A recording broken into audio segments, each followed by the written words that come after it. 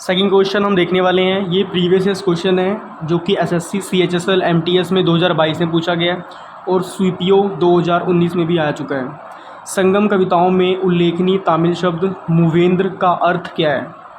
तो हमने इसमें जो मूवेंद्र शब्द लिखा हुआ है इसका हमने अर्थ समझना है। इसका अर्थ क्या होता है भाई?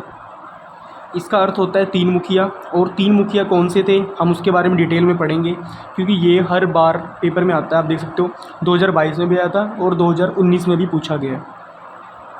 तो तीन मुखिया थे चेर, पांडे और चोल। जो चेर की कैपिटल थी वो थी वणजी, पांडे की कैपिटल थी मुद्रो और चोल की थी उरायूर और तंजौर। आप इसको ऐसे भी याद कर सकते हो कि जो चेर थे, ठीक है, वो वीड़ा के शौकीन थे, इसलिए उन्होंने अपना कैपिटल वणजी चूज़ किया। और पांडे पंडित, ठीक है, तो वो मधुर बोलते हैं, इसलिए उनका मुद्रो शब्द यूज़ किया उन्होंने, ठीक है, और मुद्रो को अपनी राजधानी घोषित कर दी। चोल, ये उरायूर और तंजौर, यानी इनको तलवारबाजी का शौक़ था, इसलिए इन्होंने अपना तंजौर और उरायूर दो कैपिटल अपनी रख ली, ठीक है।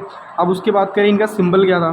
अब जैसे मेरे चैनल का सिंबल क्या है, जो मेरे लगी हुई आईफोन के साथ फ़ोटो, ठीक है, वो मेरा सिंबल का लोगो है। इसी तरह जो भी एक कोई भी चीज़ हम स्टार्ट करते हैं उसका सिंबल होता है। तो जो चेर वंश के लोग थे उनका जो सिंबल था वो था धनुष और तीर, ठीक है।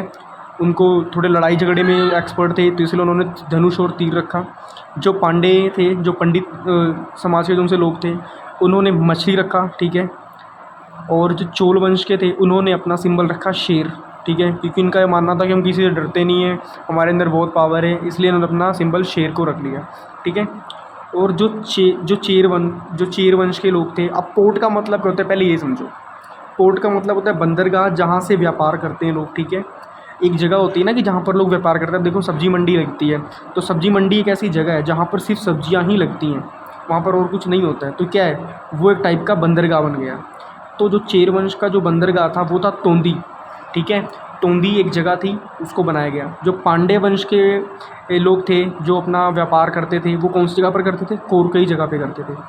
और जो चोल वंश के जो सी अपनी कौन सी जगह पर अपना बंदरगाह रखते थे, वो थी पुहर जगह, ठीक है। आई होप आपको ये पता लग गया होगा। और ये क्वेश्चन कई बार आता है कि तीन मुखिया कौन कौन से थे। तो तीन मुखिया थे चेर, पांडे, चोल। चेर, पांडे, चोर।